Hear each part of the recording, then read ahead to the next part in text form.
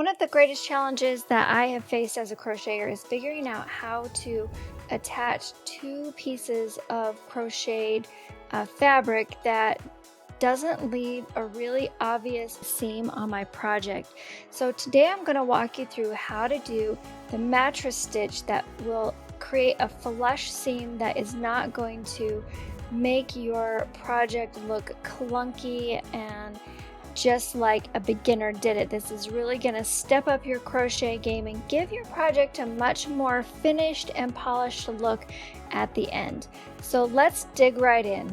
I'm Lavina Perry, this is Solo Stitching, and let's stitch.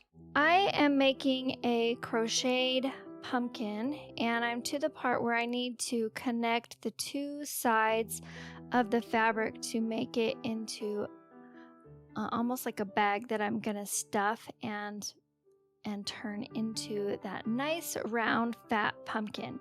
So I'm going to show you how I will attach these two sides of crochet so that they look flush together without leaving like a big chunky edge on the side.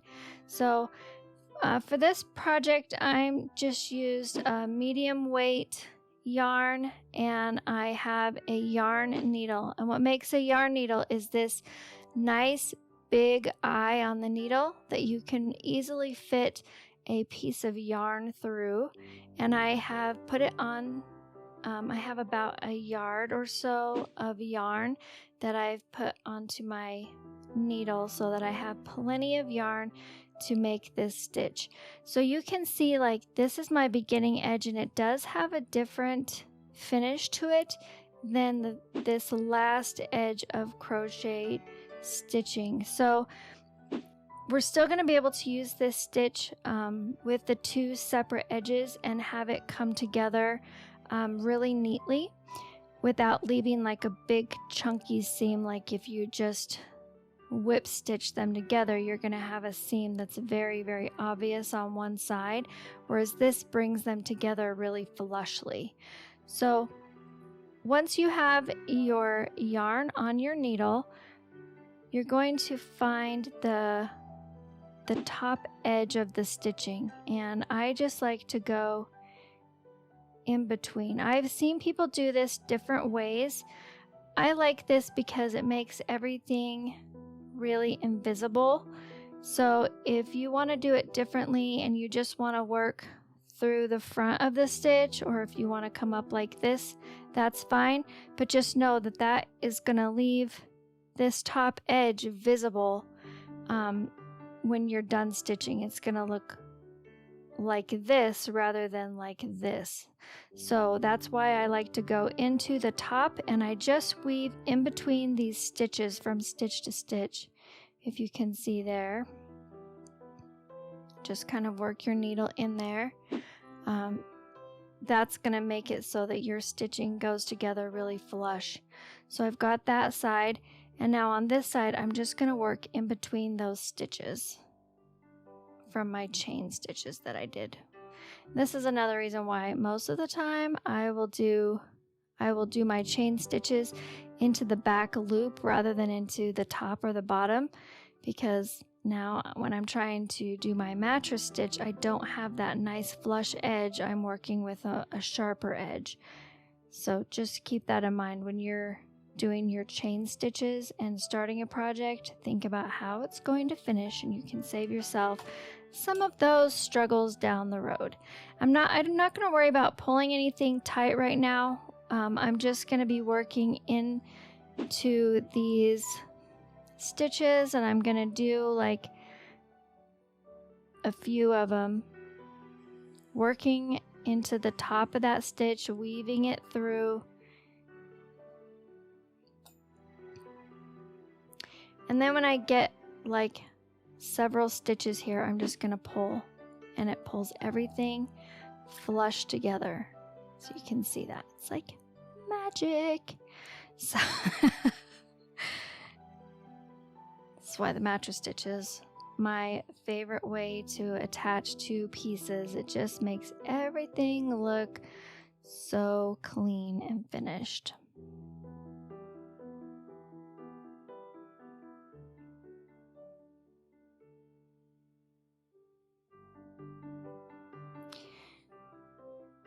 Again, just working in through these stitches.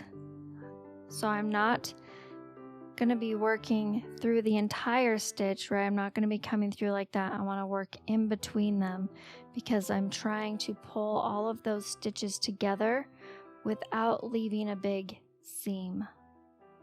So if you can see, there's a stitch here and a stitch here. So I'm working into one and out of the other, grabbing onto the yarn that's in between those stitches. We're going to do one more here, and then we'll pull it tight.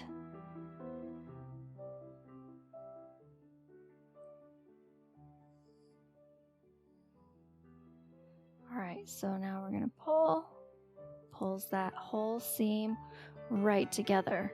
So we're just going to finish going down the row here, working in between the strands of yarn on the starting edge and then working through the tops of the 2 stitches on my finished edge. And it's much easier if you have 2 edges that are the same, but you can still use this, as you can see, when you have 2 different finished edges, which is really nice. Work into the top of this stitch.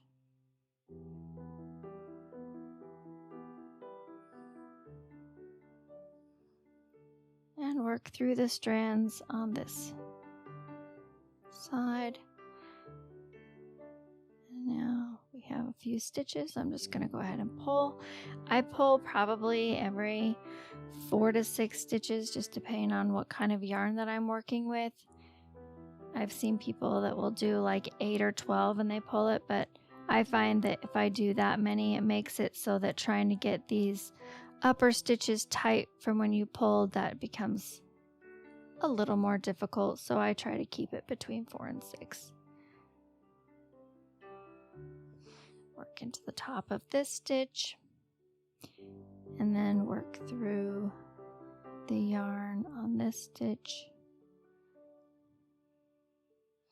So if you can see, this edge here is very, very flat. So when I'm working through these, I'm just sticking my needle through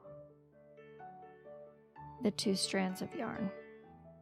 And that's how I'm creating this side to pull together without actually making a big ridge. So you can see here, I'll show you.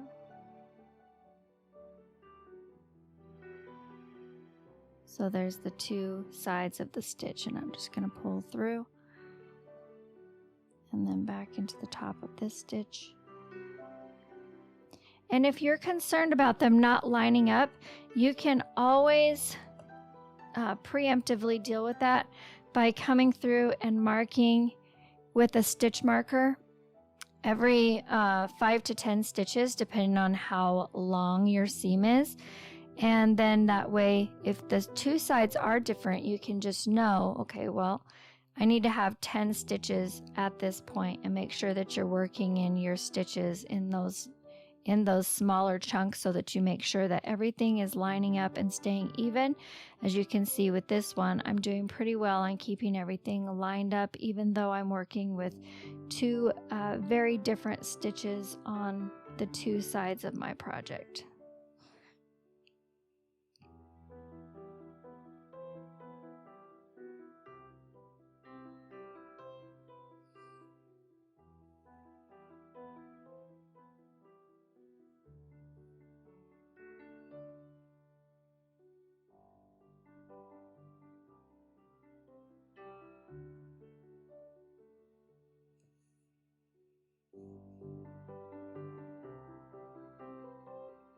We'll go ahead and do one more and then we'll pull it. So you can see how far apart they are, clear up to here.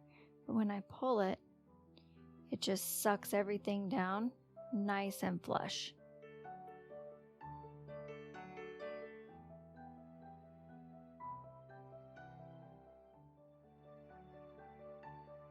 I've been working on pumpkins for the fall like crazy. I wanted to try out some different ways to create crocheted pumpkins, and I definitely have found my favorite.